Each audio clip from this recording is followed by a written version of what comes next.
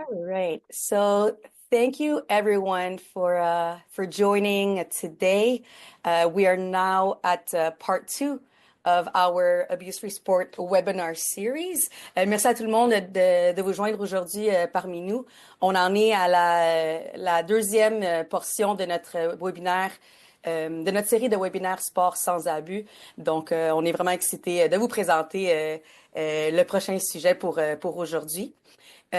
Pour les participantes francophones qui aimeraient écouter le webinaire en français, je vous inviterai à accéder à l'interprétation simultanée. Donc, juste à choisir l'option du globe dans vos options. Il y a un petit globe d'interprétation. Cliquez dessus, puis choisissez le français comme langue de préférence. Puis, on a Phil de l'autre côté de la ligne qui va pouvoir faire l'interprétation simultanée pour vous. Parce que le restant de la séance sera en anglais entièrement. Donc, je vous laisse un petit 5 secondes pour vous joindre vers le canal français au besoin. Today's topic is a very important one. It is on preserving relationships when SafeSport disputes arise. And perhaps in your sport organization, this has happened. And we know how the sport community is pretty small. It's a tight-knit family, and if there's a dispute that arises between different individuals or different parties, it could make things a little bit more hectic. And how do we preserve these relationships, especially when it comes to safe sport disputes? So we have three amazing guests today who are ready to talk about this interesting topic, this very exciting one, and hopefully it'll help you guide you if ever this were to happen within your sport organization or to yourself as well. Before we dig into the topic specifically, we'll just have a few housekeeping items. So as you may have noticed, the session is recorded, and a copy of the recording will be made available upon request. My colleague Owen will send an email at the end of the webinar, and that information will be provided as well. Interpretation is offered from English to French. Donc, encore une fois, pour les personnes qui viennent de se joindre, si vous voulez écouter la séance en français, je vous inviterai à accéder à l'interprétation simultanée et de choisir le français comme langue de préférence. We ask that microphones and cameras be turned off, and this is simply to make sure that the webinar runs smoothly, that there's no lagging issue. I appreciate that people would want to keep their cameras on, but just for tech issues and to prevent any issues, we'll ask that everything be turned off. Thank you very much. For questions, please use the chat function to ask any questions to our panelists. We'll leave a Q&A portion at the end of the session just to not disrupt the discussion between our three guests. So write them in the chat or keep them for later on. You can also unmute yourself and when we get to the Q&A session.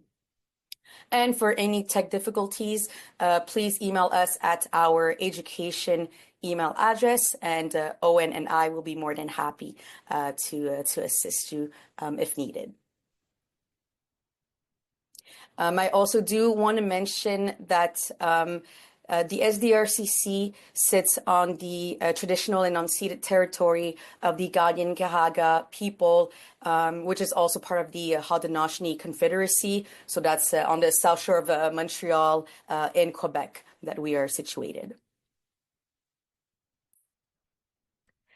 So our three guests today are Jacob, Elana, and Emma, and we'll quickly introduce each one of them. So Jacob, if you would like to start, please. Hi, everybody. Thank you so much for joining us this afternoon. My name is Jacob. I am recently the managing director of the McCain Center for Sport Business and Health at St. Mary's University here in Halifax. And before that, I was employee and graduate fellow at the restorative lab at the Schulich School of Law. I spent about 3 years there thinking about and writing about researching how to take a restorative approach to complaint-based systems in sport and just generally about how to implement more restorative processes in sport. I'm really excited to get started here today. Thank you, Jacob, for being a part of this webinar. Elana? Hi, thank you. Welcome, bonjour. My name is Elana, and I use the pronouns she, her, and like Jacob, I'm coming to you from Halifax. I am the SafeSport lead at Sport Nova Scotia and have been for 5 years. My background, I was a child protection lawyer. I did my Master of Laws, child protection. Again, I've been in the SafeSport lead role at Sport Nova Scotia for 5 years. I've had the benefit and pleasure of working with Jacob for a number of years, thinking about restorative approaches to sport. Maybe some of you have been on conversations or have been involved in conversations with us about that and thinking about that. And I'm really, really excited to be here to be with Jacob and Emma, and as well as all the guests here who I'm hoping will spark some conversations going forward. This is by no means the end of that. It hopefully will spark lots of conversations. So thank you for having me. Thank you, Elana. And Emma? Hi, everyone. My name is Emma Spence. I am on the SDRCC Athlete Advisory Committee. I am from Cambridge, Ontario. I was on the Canadian national team of for gymnastics for 8 years, and I recently retired after the last Olympic cycle. I'm a 2-time Olympic alternate for 2021 and 2024, and I am now the athlete representative at Gymnastics Canada. I do NCAA gymnastics as well. I currently still compete for the University of Nebraska, and I study communications with minors in education and psychology. I'm super excited to be here and share some of my story with you all and do that alongside Jacob and Elana. Thank you so much, Emma. So the floor is all yours now. Fantastic. Well, thank you, SDRCC, for hosting this. I think this is a really important conversation. So just to give everybody set some expectations for this conversation, Elana, Emma, and I have sort of agreed to have a conversation for you all. And as we explore this topic of preserving relationships after a SafeSport dispute, I think it's important to set this tone for how our conversation is going to unfold and some of the themes we're trying to bring apart. So we think that preserving relationships, oftentimes we imagine that we're keeping things the same or maintaining the status quo, but preserving those most meaningful relationships and critical relationships in the sport context, I think, especially after harm, can require transforming the relationships which created the conditions for harm in the first place. And it's not just about holding on to relationships for their sake, but about rethinking and reshaping them in ways that truly meet people's needs, athletes' needs, and the people who've been harmed.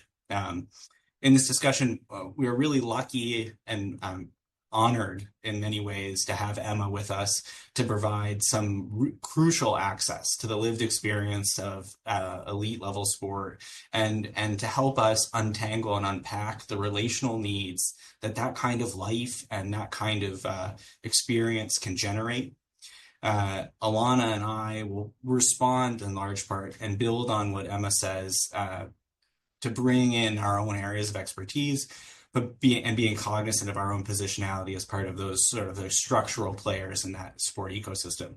But ultimately, we hope that what you'll see is that this is not about finding quick fixes or perfecting policies or even finding that magical set of values to uphold. It's really about asking some deeper questions about, what people need from one another to foster trust, to create safety, ongoing safety, and to heal in the aftermath of harm, and heal in such a way that, we can think about prevention in the future. So this is really about a different way of thinking, which prioritizes how and that we are connected to one another. And it will ultimately, that's what will ultimately allow us to preserve. I mean, the three of us think anyway, will help us preserve those relationships after harm, and also transform some of the relationships from the past that might have made that harm sort of possible. So I won't talk very much anymore.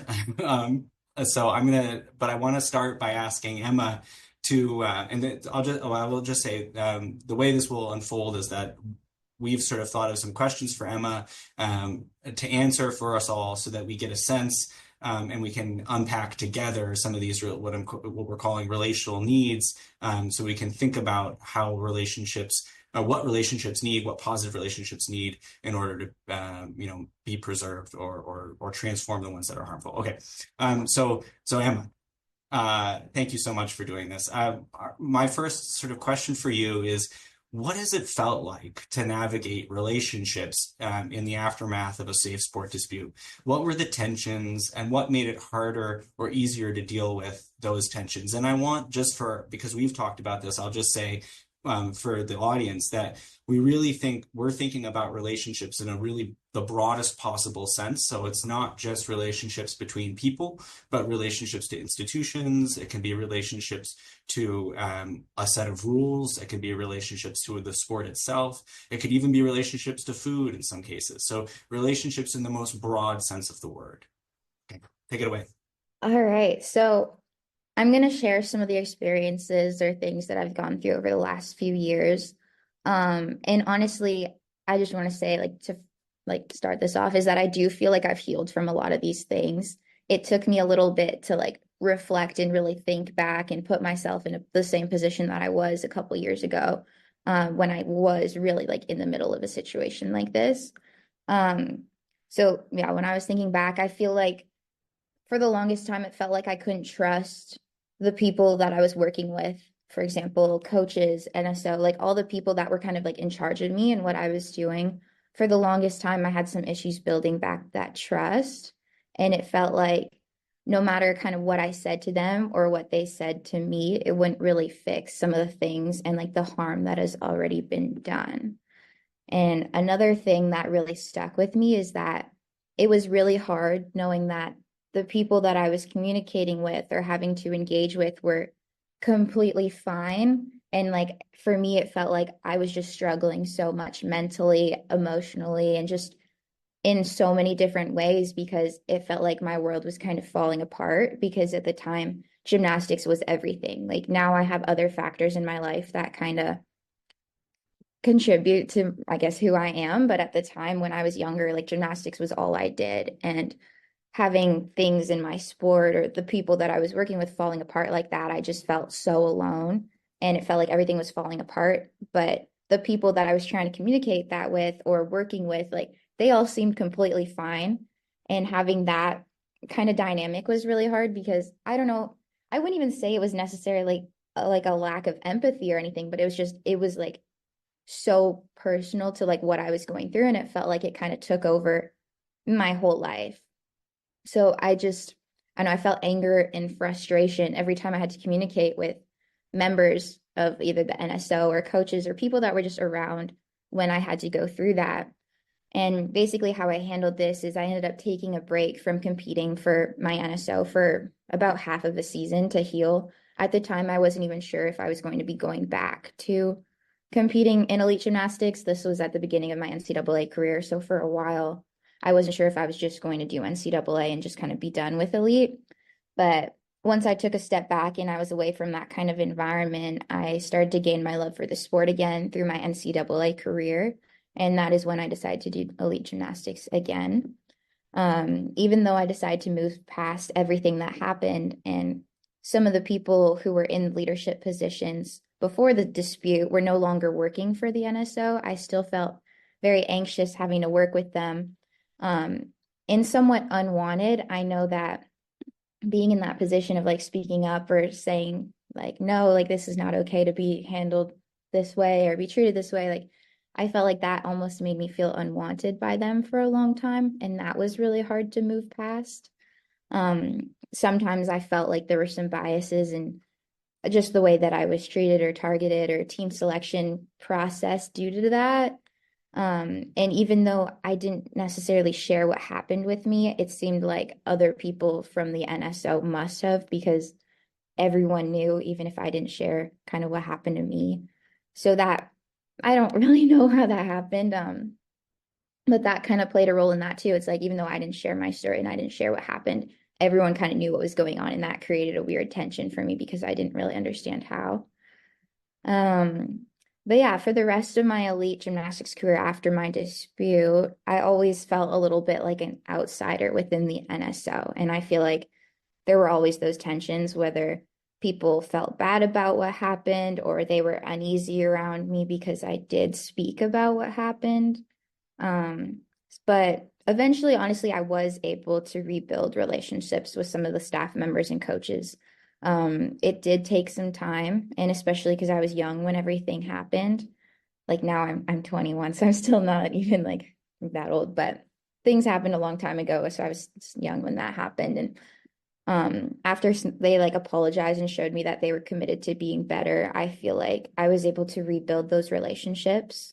It did take time, but once they proved to me that they were committed to standing up for athletes and doing the right thing, and I could tell that they were kind of like sincere in their apologies and like handled things differently moving forward, and kind of didn't repeat how they handled things with me, is when I started to like feel that trust building back. And over time, it did build back. And I got to a point where I was able to communicate with everyone and like things were good. But it did take time and it did make it harder continuing to work with them for a while. And I guess something that also made it really challenging was watching things happen or like watch people be treated the way that I was treated. That was definitely very difficult, and feeling like, okay, I already shared my story and it's like I shared what happened, you know what happened to me, but you're still allowing it to continue to other people. That was very hurtful. And I feel like that, I know it wasn't targeted towards me, but at the time I felt like it was. So I had to do a lot of healing and working on that to realize it wasn't specific towards me. It was more of like a cultural thing that was happening. But that definitely, I feel like, made it a little bit harder. It took longer for me to kind of get over all of that stuff, if that makes sense. I'll end with that for now, if you guys want to chime in. Elana, do you want to say something and then I'll clean up? Yeah, no, absolutely. And Emma, in the spirit of conversation, I'm struck by a number of things you said in terms of like healing and trust and rebuilding that trust. And I'm thinking about certainly some of the discussions I've had talk about supports and what supports you might have needed or what supports, and I'm thinking about other athletes who may be listening. And if you're comfortable sharing with that, what that might have looked like for you, whether it was people or whether it was, you talked about taking some time off for your healing journey. And so I'm just wondering if you have any, whether it's advice or just what may have supported you. That was one of the things in terms of rebuilding that trust. I know it's a sort of a compound question, but if you're okay with sharing a little bit about that. Yes. So once I kind of went through a lot of those things and I ended up taking a step back, I worked with a lot of different resources. I had a nutrition person that I was working with, a psychologist. I was working with an EMDR specialist also. So after a lot of things went down years ago, I was diagnosed with anxiety, depression, and eating disorder, PTSD, so many different things from the things that I experienced at the time. So I needed to work with a lot of different people, especially because I was so young. I didn't fully understand what happened or why I was feeling the way that I was. So I found the EMDR therapy helped quite a bit. Working with a psychologist, I worked with a psychiatrist, I worked with a nutritionist or dietitian.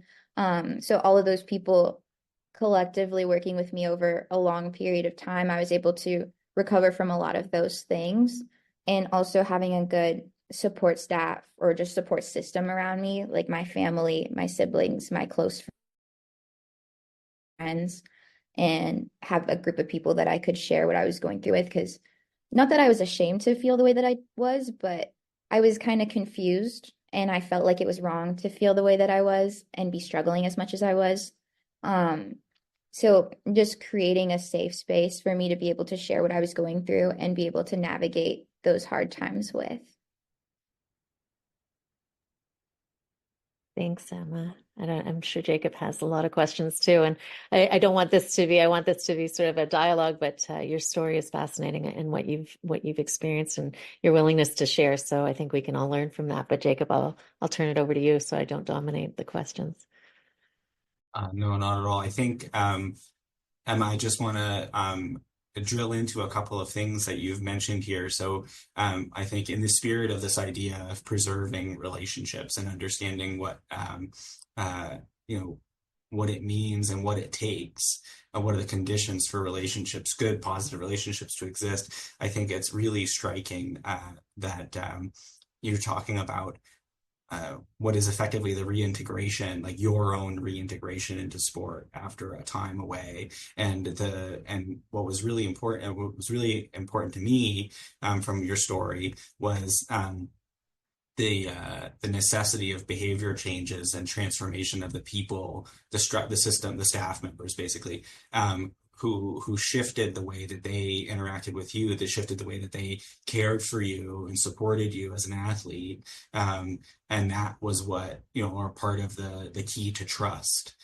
for you, to rebuilding that trust relationship. And I'm wondering if you don't mind, if you could share a little bit more about, and it can be very banal, like, basic level examples of something that might have changed that allowed you to feel more trusted. Or more trusting, I should say. I feel like the biggest thing that kind of helped or like kind of healed me was when something similar happened to another girl and the way that the staff and the people responded to it, when they didn't treat her the same way that they treated me or my situation. I think that was really big for me because it was like, I don't know, when things weren't changing right away. And like, I know it's part of the gymnastics culture, which is really unfortunate. Like, it's not just a specific thing. Like, it's a global issue. But it felt like after what I went through and things didn't change, it made me feel like kind of like I went through everything that I went through for nothing. And it didn't really mean anything to anyone because they were still allowing other girls to experience it as well.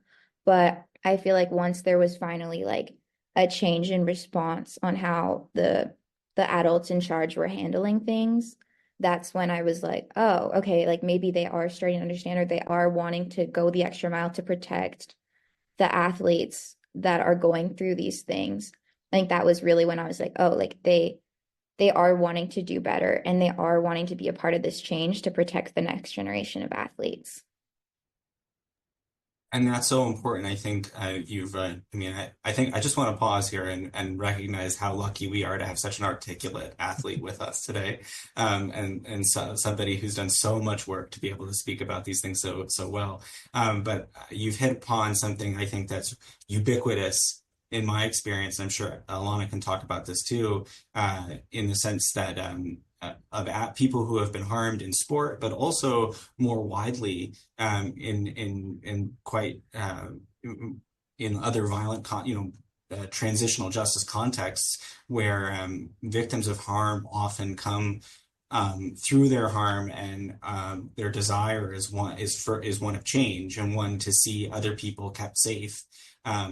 Notwithstanding the fact that they know that they've been, that they were victimized, but now they come to this place where they want change within the system in order to protect people coming up behind them. So I think that experience is in some ways, unfortunately, ubiquitous, but something that you share with lots of people who have experienced this kind of harm before. Alana, I'm wondering from your perspective within the sports system, working in the sports system, if you can talk a little bit about the people you've interacted with who might have expressed something like that, and what your experience has been with that. Absolutely. Thank you, Jacob. And again, thank you, Emma, because I think that's come up time and time again. And we know that this conversation is not about complaint mechanisms and, the various complaint mechanisms throughout the country, but we know that exists. I have had conversations with numerous people who shared, Emma's view, or maybe it wasn't at the time, but certainly they just wanted to see things change for either the next generation or for their cohort or their friends. I recall one conversation in which a mother and a child the child decided to leave the sport, and but they still wanted to speak. They still wanted to speak their truth, so that it didn't happen. And so having those conversations, even though that they had made the decision to leave, they wanted to have those conversations about change and transformation, as you're talking about, Jacob. So those lessons learned, which is such an important part, so that we don't repeat the harms and we can prevent the harms from happening in the first place. Countless conversations that maybe it's not always a formal complaint that's made, but just a conversation to talk about how can we prevent this from happening in the future. Absolutely. Yeah, Emma, did you want to add anything more to that piece of the discussion about that piece of transformation in order to maintain safety for others? Are you happy? I think that's good, and I think we'll kind of touch on that again in the next questions. So I think that's good. Great.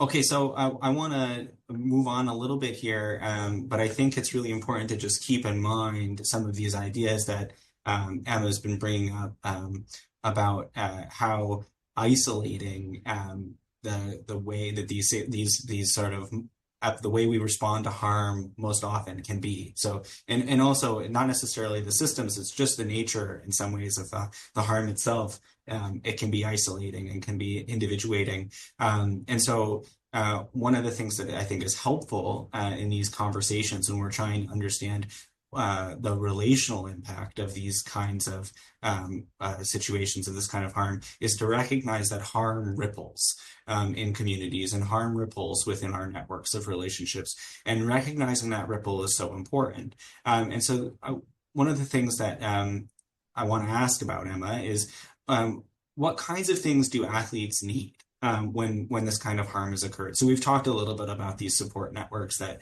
and above, but do you think that the kinds of needs that athletes have, specifically athletes that have been harmed, do you think they've been met? And I want you to think again, this is the kind of the theme of today, as broadly as you can about that, so that it's not just about the person most directly harmed, but the people around them, their teammates, and those who might have indirectly experienced harm. Have you noticed in your experience those people expressing kinds of needs or seeking support? I'll stop there. I think honestly, like the biggest thing is like a sincere apology. There won't be able to trust those people again until they have shown over time that they're committed to that change and of being better. And an apology without change doesn't really mean anything. So the apology and then proving that they're committed to being better, like I said, to prevent like for me, it was to prevent other people from going through what I went through. And once I noticed that that's what the goal was, that's when I really started to trust them again. Because once the people have shown that they're aware of the issue and the way that they acted, and if they continue to do it that way, it doesn't really mean anything, and there's no real like trust if they don't change, if they're aware of the issue. So being able to acknowledge it and moving forward in the proper way, I feel like is really big. I feel like recognizing that there will probably be trust issues within the people that kind of were a part of the issue in the first place. Personally, like in general, it impacted how I felt about people in authority in general, especially when it came to like athletics. But that definitely affected me. And I feel like based on personal experience, it made me feel like my eyes were open to a side of people that I didn't ever think about back then. And I think it might have also been because I was so young, but being abused by people who had authority and power over you, it's just like, it was very eye-opening because it's never something that you think is going to happen to you until it does. And for the longest time, it made me feel like people don't really care about doing the right thing unless it directly affects them. So like that's put very bluntly, but at the same time, at the age that I was and the things that I was going through, it was a whole eye-opening experience for me. And it made me kind of feel like people will do what needs to be done to further themselves as an individual without always considering how it impacts the people around them, even if it is causing harm to the people around them. And I think that was just that whole realization to me, whether it was true or not, that's how I felt after going through what I went through. And I feel like from like in a general perspective, I feel like everyone in the individual's life is affected by the harm. So if someone is going through something, I feel like it's pretty noticeable. Their personality changes, their ways of doing things, their mental and physical well-being are impacted. And I feel like there is a noticeable change when you're around a person who is going through just something difficult, especially a child or a young adult. So the teammates, siblings, parents, coaches, classmates, whether you know what the root of the cause is, I feel like there is going to be a noticeable change in their behavior because of it. I feel like it is sometimes difficult for someone to ask for help because they do feel so isolated and alone during these challenging times, especially if there is an NDA during the process and you aren't even allowed to speak about what you're going through. So they aren't allowed to share any of the information or what they are experiencing, which does make them feel even more alone because they actually kind of are going alone through that process. So I think a big thing is being given resource options to athletes who have gone through disputes would be very beneficial, since they will be able to lean on support systems provided for them to help with the issues related to mental, psychological health, physical health, eating behavior, or whatever else they may need to recover from. Having that given to them, because sometimes it is really challenging to reach out, especially if the athlete is younger, or they might not even know the resources available to them. So having some kind of, I don't know, some way to have those options provided for them, or at least told to them, so that they have an idea of what they may be able to lean on if they need it. That's really helpful, Emma. Thank you so much for that.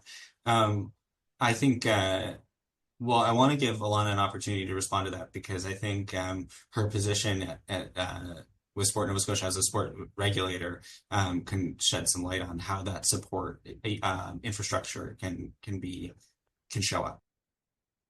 Yeah, I'm not sure if I can give insight on how it can show up, but I do have some ideas and some feedback. I think that's the quest that we're on, is right. How do the systems create that support and infrastructure? And this is the beginning of that. So I just want to thank again the opportunity to discuss this, because I don't think we focus on healing and needs enough in the current systems we have. So I think this is, as I said at the beginning of a very long and important conversation that we're going to have.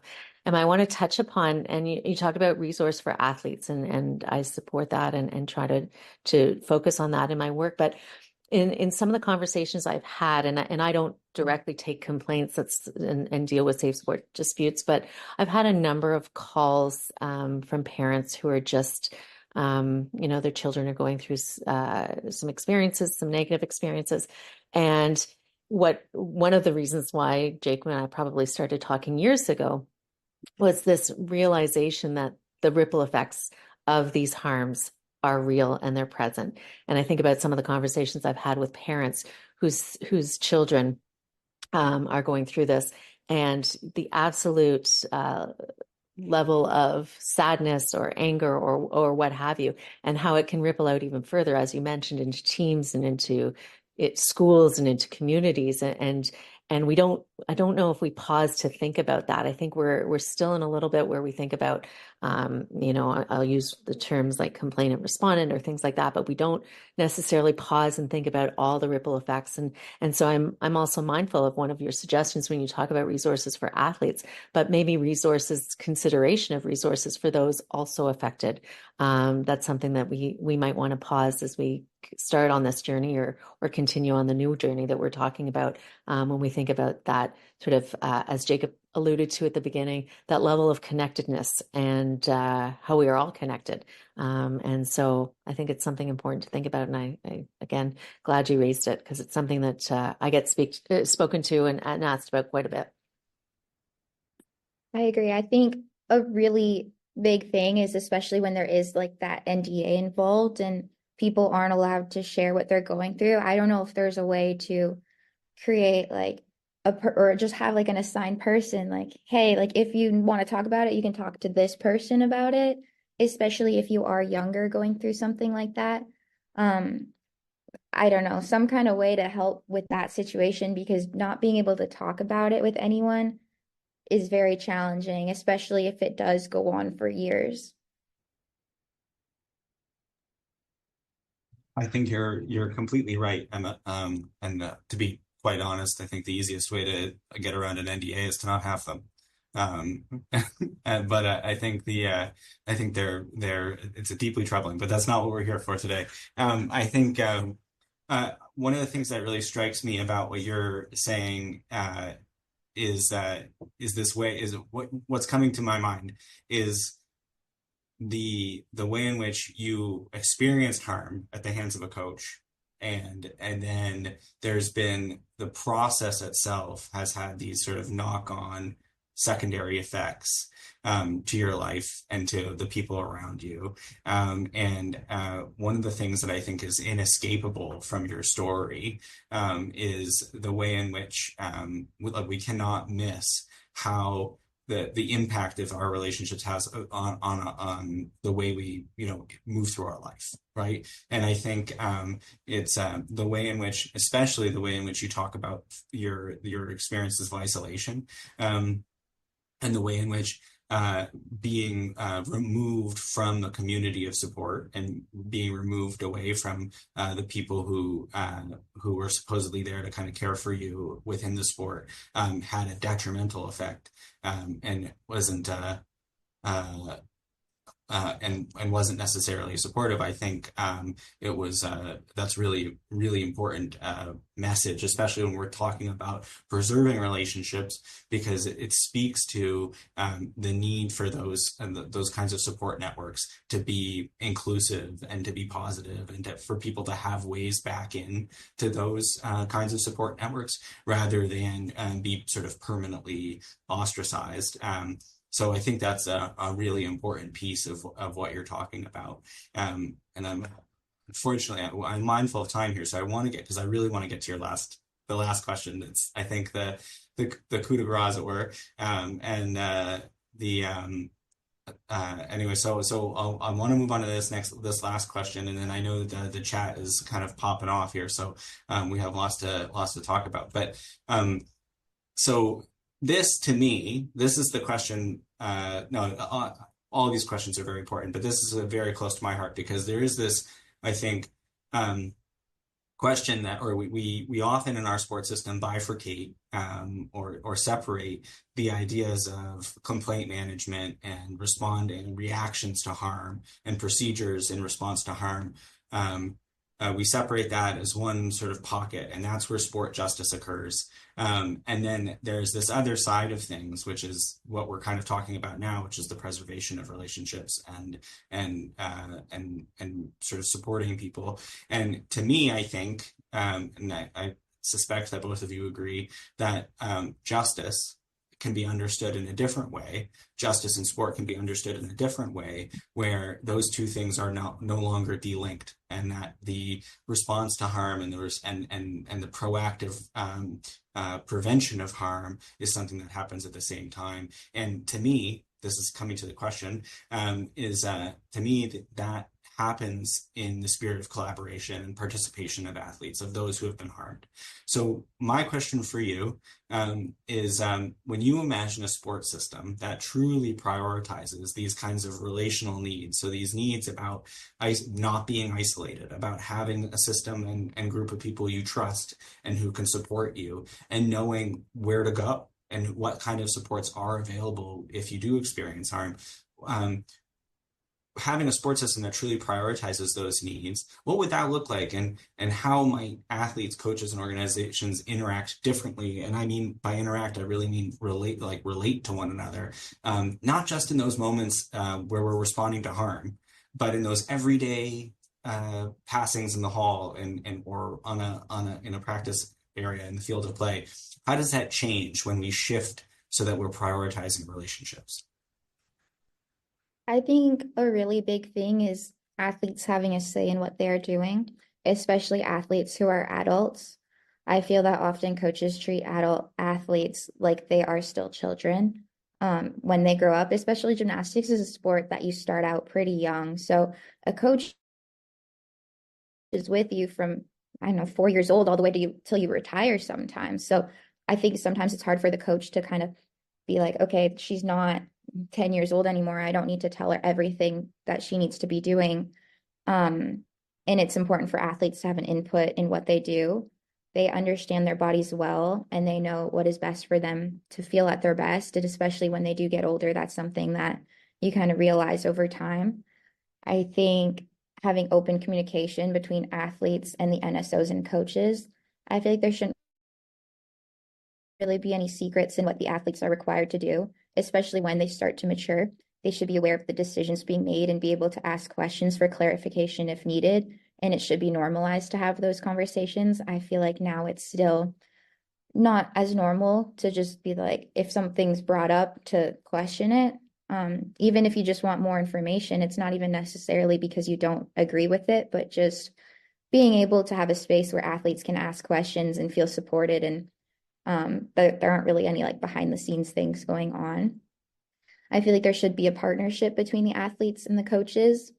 At the end of the day, the athletes are essential piece of the coaches. Like, there wouldn't be the coaches if there weren't the athletes. So having that collaboration and working together all the time is very important, and they should be respected for what they do and be a part of the process, because it is a team thing. The coaches and the athletes are a partnership. And I feel like if there is open communication, trust, and understanding between all of the parties involved, it would lead to reduced or limited conflict and harm.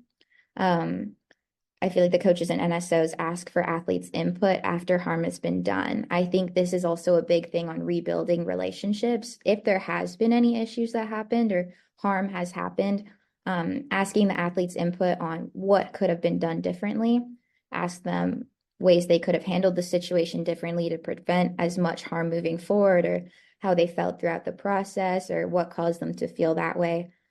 Just get that conversation going so that the coaches learn and prevent it from happening again. And I'm sure that if given the opportunity, most athletes would be very honest and vulnerable to share what could have been handled differently to prevent it from happening to future athletes. I think the final thing is having the NSOs and the coaches open to athlete feedback, creating a space where the athletes feel comfortable sharing their feedback, and the coaches and the NSOs are respectful in taking that feedback to prevent the harm from continuing to happen to future athletes, and be aware of the impacts of their actions. That's so fantastic, Emma. I think one of the things that I want to have Elana chime in here, but one of the things that really strikes me about your answer is just your answers all through today's conversation is just how consistently you've been geared toward transformation for the sake of other athletes, and how selflessly you're sort of presenting your story in a way that's about preventing harm for future athletes. And I think even in your answers here, which are about sort of more broadly about sport in general, about sports, all different sports, you're still talking about the weight strategies to prevent harm in this proactive way, which ultimately, I think if we read between the lines, but based on what you said, is about creating trust. It's about creating systems and teams and partnerships and collaborations, all these words that mean very similar things, that are built on trust, on the background of trust and respect, and about that mutuality of respect and trust, which is so key. And I think from a restorative justice standpoint, I won't say much about restorative justice right now because it's another podcast, but that's I think from our standpoint, that is so crucial to not only preventing harm, but also the way that we end up responding to harm. So it's not, so I mean, as you say, coaches and NSOs should ask for athlete input after a harm, absolutely, and those athletes should be engaged and participatory in the production of justice after some sort of harm has occurred. So I'll let the two of you reflect on that. Emma, I think just to echo that, Jacob, and you said everything perfectly, responding to what Emma said. I think about the lessons learned, and we think about that, and almost make it, ensure that it's not futile, so that those, and I think that's what you talked about a little bit, and correct me if I'm wrong, but if we hear things and we learn things, we need to implement that moving forward. And I think that, I think you talked about that. And just one thing that I loved when you said normalization about conversations. And to me, I've got triple stars beside that, because I think normalization, talking about needs, talking about giving feedback, I think that's making it part of what we do. I think as systems and as organizations, let's normalize that. So to Jacob's point, to prevent those harms from happening in the future, as well as to well, I mean, obviously to get to people, to understand people's needs and where they're coming from, but really just to be that support, to be supportive. I think we can normalize that. I love that answer. So thank you. Yeah, I definitely agree. I think mistakes are bound to happen, especially when there is a culture shift trying to happen, but it's really about learning from those mistakes and moving forward to prevent it from happening again. I agree with you. I think and it sounds like people in the audience are also agreeing with you. I think I know that we're short for time, so I'll just sort of echo what Elana has said about normalization. I do think that that's key. And I think as we talk about and think about culture change in sport, which is such a key, or seems to be the key these days, it is a question of normalization. It's a question of normalizing these and thinking about different ways of being and different ways of thinking together. And so normalizing, as you said earlier, too, feeling like it shouldn't feel abnormal to be hurt, and it shouldn't feel abnormal to look for help. And that our system should be one that normalizes asking for help if you need it, and normalizes giving help when somebody asks. So I'll pause here in case Emma and Elana want to say anything else, but that's all we sort of had for you all today. Thank you, Jacob. We only have about a minute left, and so just to respect everyone's time, thank you again, Jacob, Elana, and Emma. Emma, thank you so much for sharing your experience with us, and it's amazing to see that healing. Having your perspective from before to now. We greatly appreciate it. Elana, Jacob, thank you so much as well. I know that there's a lot of questions that were left unanswered in the chat, but in the post-webinar communications that Owen will send you, the three panelists, our three guests, have kindly agreed to share their contact information. So you'll have their email addresses in that email. The next webinar will take place on March 5th, 2025 at 1 p.m. Eastern time as well. And it'll be on the topic of the abuse-free sport policy templates that we are currently drafting. And so we'll give you more information about that project. So we'll see you in March. In the meantime, be well, everyone. And thank you all so much. Have a good one. Thank you.